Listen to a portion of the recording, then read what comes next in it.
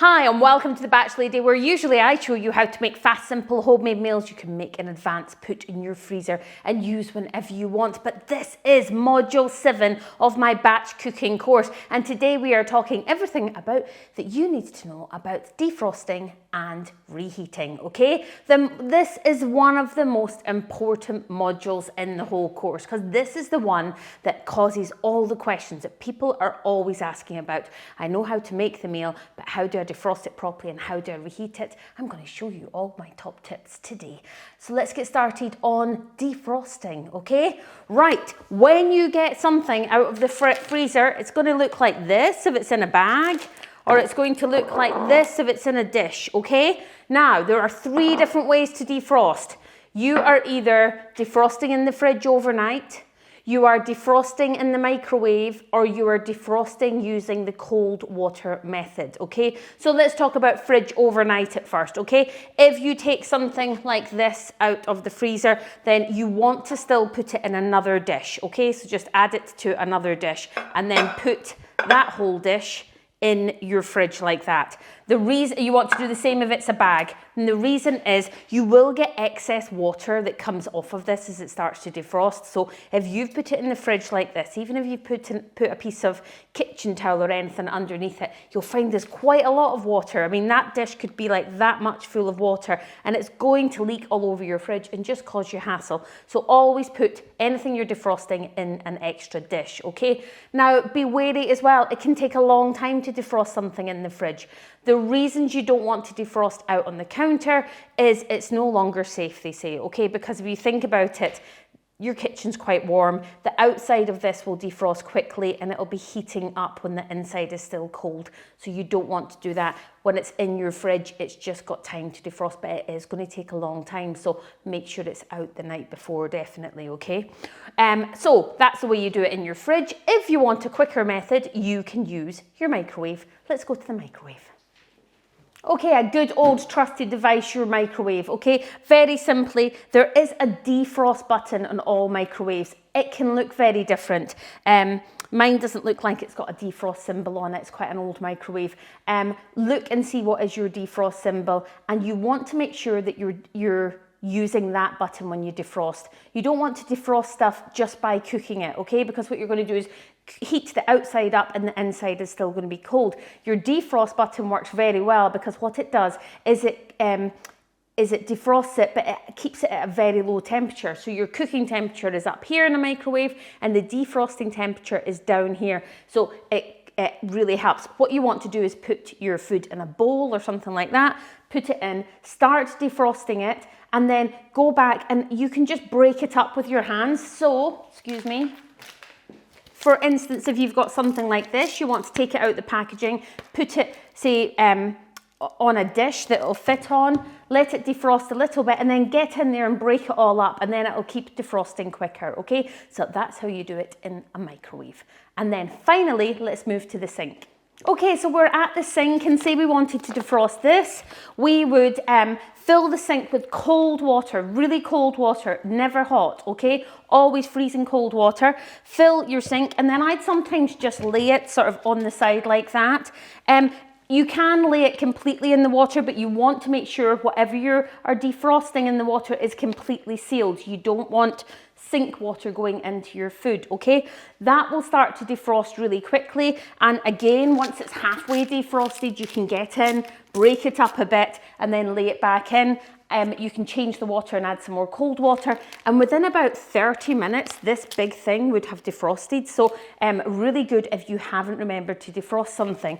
If you are defrosting in a dish like this, you want to make sure that the water doesn't come past the lip level of the dish, okay? So just put a little bit of water in and lay it in, and then just keep changing it into more cold water. You don't want that water getting warm, and that will help defrost it. I use a cold water method a lot for defrosting. It works really well. But my top tip is, if you want to take something out the night before, just start picking a time that you can have an alarm go off on your mobile phone. So every night when I come in, I get in about 10 to 6, and I start making dinner or heating up whatever we're having, and I'm in my kitchen at 10 to 6. an alarm goes off on my phone at 6 o'clock that says take tomorrow's meal out of the freezer, and I just simply open my freezer and grab the one that I know we're having for tomorrow night, or have a little look and decide what we fancy and take that one out. Okay, it's a great way to just keep you remembering. And if that happens to go off and it's a night that you're not defrosting anything, it doesn't really matter. It really helps for the nights that you really do need to remember. Okay, so that is my guide. That is my top tips for defrosting. Let's now go and look at how you reheat it once it's defrosted. Actually, just before we go on to talk about reheating, very quickly, just to let you know as well, that if you have this book of mine, the Healthy Family Favourites, then on page 18, it shows you all the meals that are in this book that can be cooked from frozen. Okay, so if you want to make a few of these are good to keep as your emergency meals when you forgot to defrost something. You can cook these ones just from frozen. There's quite a lot of meals that you can cook from frozen, and there's some that you shouldn't. My general rule is if it's raw chicken, do not cook it from frozen, okay? If you have something like, say, from this book and you've been making a chicken curry, that chicken curry is already cooked before it goes in the freezer. Then when you bring it out, you could actually cook it from frozen because the chicken has been already cooked and you're just heating it back up again. Okay, but if you're looking for a general rule, then just don't cook chicken from frozen. That's probably the best way. Things like mince and meats like that can be cooked no problem. And also things like big joints. Any big joints you shouldn't take from frozen, like a big joint of meat or a big chicken. You shouldn't take any of them from frozen and put them in your oven. They should all be defrosted before they're cooked. They'll cook way better as well, so just generally don't do that. Okay, let's move on to reheating. Okay guys, so in terms of reheating a meal, it's actually very simple. Once it's defrosted, you want to make sure that when you heat it up, it's going to be absolutely piping hot, okay? That is the best health and safety tip ever. You can't just heat it up till it's warm enough to eat. You have to heat something up that's been frozen until it is absolutely piping hot, which generally means too hot to eat. The steam coming off it, you wouldn't want to put your spoon in there and have a taste. You then want to just give it a couple of minutes and it'll cool down, and then you can serve it to everybody. Now, different ways that you can heat up. I've got some lobster bisque soup here. Okay, so we can either put that in a pan and just put it straight on the top of our oven, of your cooker.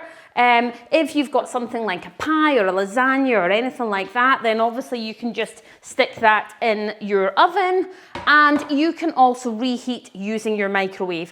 Whatever way you do it, you just have to make sure that the food is piping hot before you eat it. So piping hot, let it cool down, and then it is perfect to eat. Okay, now let's quickly nip back to the microwave because I just want to explain a few things. Okay, so if you are heating in a microwave, reheating in a microwave, you just want to put it on for however long it tells you on the recipe. It should tell you a couple of minutes to reheat in the microwave. Give it a couple of minutes. You always want to stir it. Quite often a microwave will be hot in the inside and still cold on the outside, so give it a good stir. One of my main tips is find a bowl or a few dishes that work for you for reheating, okay? There are microwavable dishes out there. It may be worth getting one or two of them that you just use to reheat food in the microwave, okay? They're made so that they're really good. They don't go soft or anything. They're proper hard microwavable dishes. Now, I quite often use a glass bowl, which will work, but it still can get hot, one of these Pyrex glass dishes. You do not want to use a ceramic bowl, you know, a normal sort of bowl like this, or a pottery sort of bowl. You will put them in the microwave and the bowl will heat up and become molten lava. You do not want to touch it, especially if you've got teenagers or young kids who are reheating food. You're best to teach them to reheat it in a normal microwavable tub and then pour it into whatever they want to have in after that, okay? And you also don't want to reheat in any sort of tubs that you've maybe kept, like say you've got an old margarine tub or something that you've maybe, say you had soup in this in the freezer and you took it out and you just defrost it. These are single-use plastic, and quite often they have toxins that come off them and shouldn't be put in the microwave or reheated with food. So try to get yourself a microwavable bowl. I've got one, I think, on my website on the Amazon shop, so you can have a look at that. But when you are reheating, like I say, just make sure it's piping hot and you should be okay. Now, very quickly, I just want to talk about what happens if, say, I defrost this and I plan to have it for my supper, okay? I've defrosted it and it's completely defrosted in my dish and I decide I'm going to have it. And then I find out that actually nobody's coming home and I don't want to eat it myself and something else is happening the next day night and basically I'm not going to use it. I cannot put this back in the freezer, okay? It's already been defrosted, so I could cook it. And if it hasn't been cooked before, it can then go in the freezer. But say this is an aubergine stew, so it's being cooked. I can't defrost it and then refreeze it, okay? I can't do that. So the same goes if you, or different in fact, if you have, say, a joint of meat, a big joint, and you defrost it, and you cook it, say it's a big roast beef and you cook it, once it's cooked, you can put that back in the freezer, okay? So don't worry about that. And then when it comes out of the freezer, you're just following the reheating instructions that I've told you on this module already, which is making sure that it's piping hot before you eat it, okay? I hope you have enjoyed this very practical module, this one. Good luck with your defrosting and your reheating from the Batch Lady. Bye.